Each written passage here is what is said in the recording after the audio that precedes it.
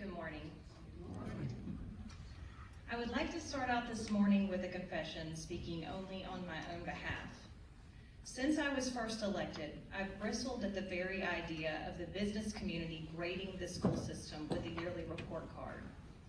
If I, as a school board member, decided to, quote, grade the Nashville Chamber for the dismal state of Metro's finances and offered suggestions as to how you might better conduct your business dealings to avoid such poor outcomes, I'd wager that you'd take offense. You would likely respond that I'm not qualified to make such an assessment since I have no background in business, and you'd be right. This is how our educators feel. Our teachers in public schools are continually scapegoated for the societal ills that impact student learning. Our schools and teachers are often labeled as, quote, failing, which destroys morale and is an entirely inaccurate statement.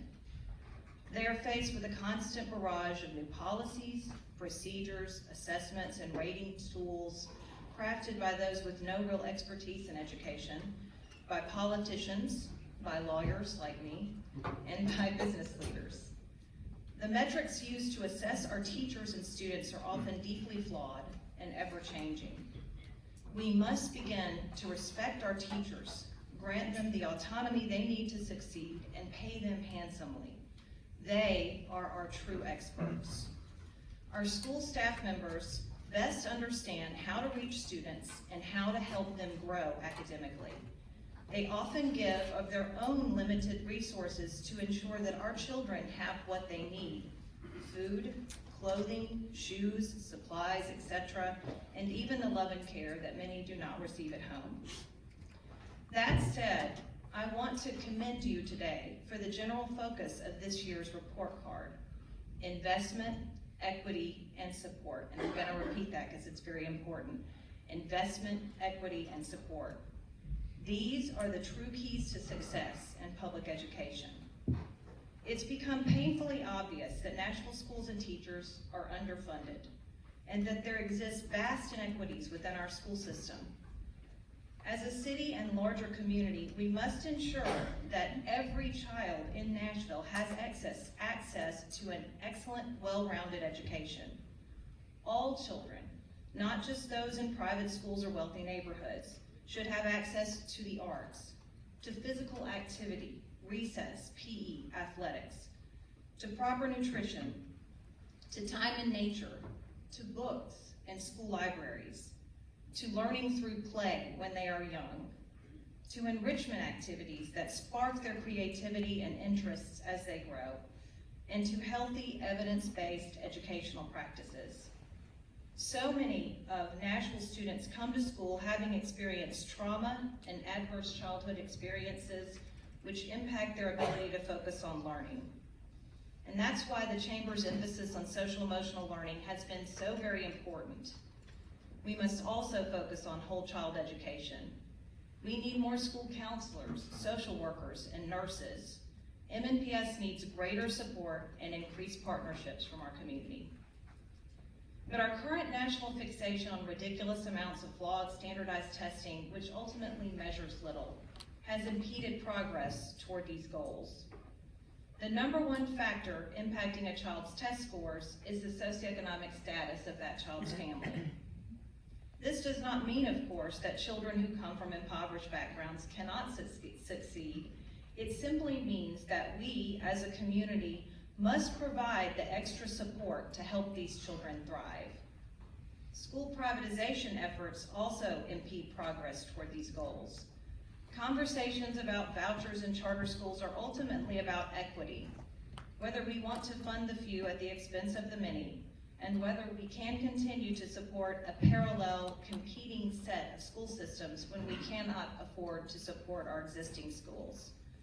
These conversations are also about accountability, the need for public regulation and transparency, the misuse of tax dollars intended for children, and school segregation.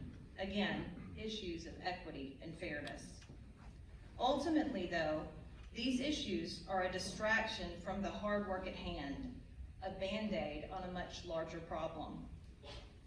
It is a sad day when we all rally around the idea of adopting a teacher in a city as rich and thriving as Nashville.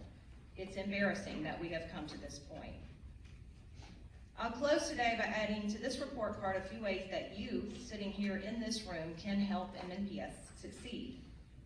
First, I invite each of you to tour your own zone schools before deciding where to enroll your own child. My husband and I opted to send our children to our zone schools, and it has been an excellent choice for our family. We have utilized the schools that our neighbors once warned us against, those with poor ratings on sites like greatschools.org, and yet my children are both thriving, academically and otherwise. Their test scores are just as high as those of their friends who have attended elite private schools, and my children have benefited from the diverse learning environments. It saddens me that in Nashville, we have somehow come to view our public schools as charities meant only to serve those without means.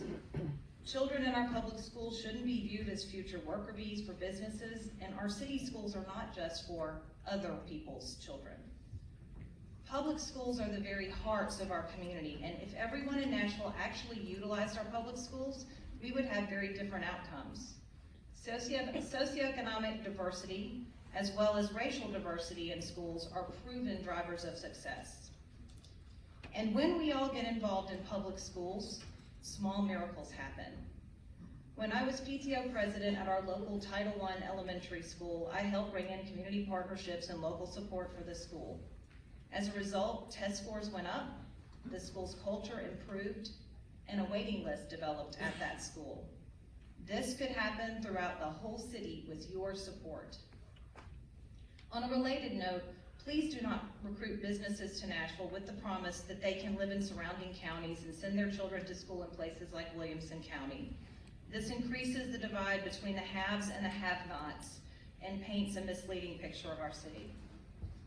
Second, in addition to the suggestions you've made in this year's report card, I hope that you will consider a greater investment in MNPS's community school programs, which provide wraparound services to children and families in need.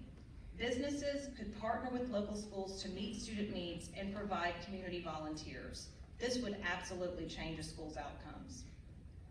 Third, please help us advocate at the state level for our needs. Increased funding, greater teacher pay and autonomy, and local control of schools so that Nashville can make the best decisions for our community. Finally, I hope that you, as leaders in our business community, will put effort into advocating for larger changes in our city that will have the greatest impact on our schools and children. We need more affordable housing. Last year, over 3,400 of the children in our school system qualified as homeless. As you are well aware, our teachers and support staff desperately need better pay. Many can no longer afford to live in the new Nashville. We must stop investing in shiny things at the expense of infrastructure and community needs. When our city becomes more equitable, this will be reflected in our schools. Thank you for your time this morning and for your commitment to public education.